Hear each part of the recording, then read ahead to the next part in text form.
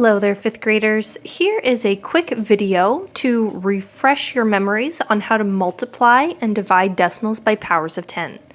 We're going to reach really far back into our memories, back to the beginning of the school year. And we're going to take a look at this problem right here.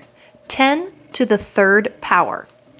10 to the third power means the same as multiplying 10 times 10 times 10. From the beginning of the school year, we learned that when you multiply anything by 10, you can count the number of zeros to get your answer. So 1 times 1 times 1 is 1. Add 3 zeros. So 10 to the third power is the same as 1,000.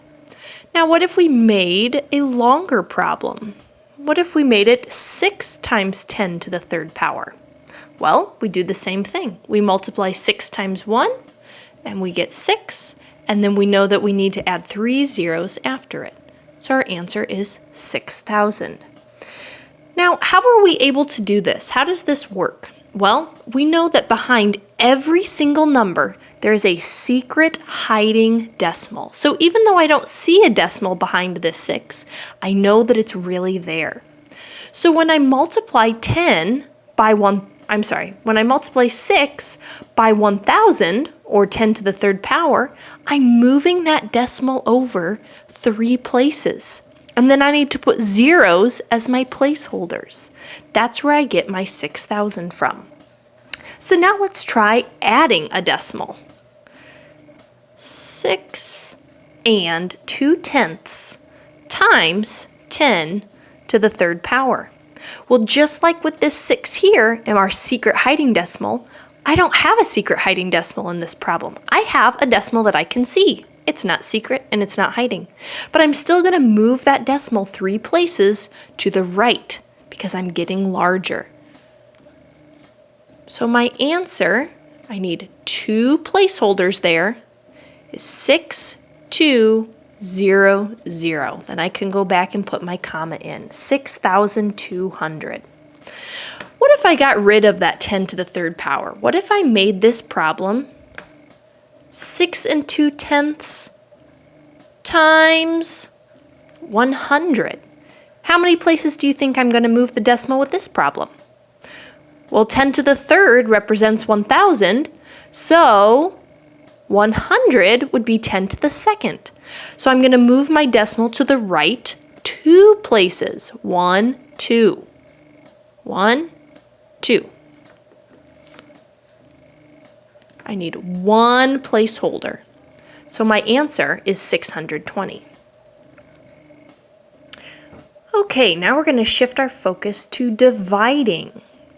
What if I had 6 divided by 10 to the third power? Well, I'm going to do the same thing. I've got that secret hiding decimal right here. The only difference is, instead of getting larger because of multiplying, I'm going to get smaller because of dividing. So instead of taking that decimal to the right, I'm going to take it to the, you got it, to the left, 3 places. 1, 2, 3. I need 2 placeholders. So my answer is going to look like this, or 6,000ths. What if I didn't have a secret hiding decimal? What if I had a real live decimal? I'm going to do the exact same thing. I'm going to move it 3 places to the left. 1, 2, 3. Or, oops, I'm sorry.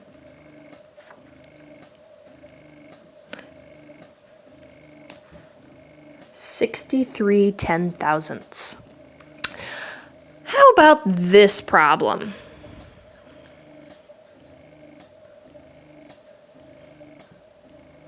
$67 and 542 thousandths divided by 100. Well, I'm dividing, so I know I'm going to be getting smaller or moving to the left. I'm going to move my decimal to the left by 2 places. 1, 2.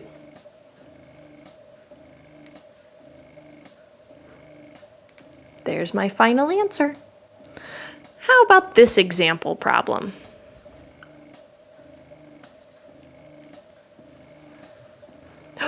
Okay, this time I'm multiplying, so I'm going to get larger. I need to take my decimal to the right. How many places? 1, 2. 1, 2. 1, 2, 3. Put in my commas. Okay, I've got one more example problem for you.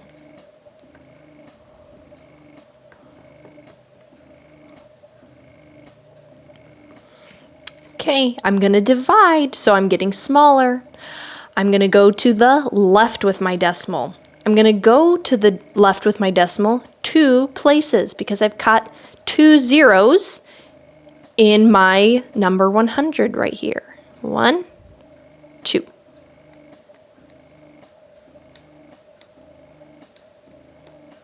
Alrighty.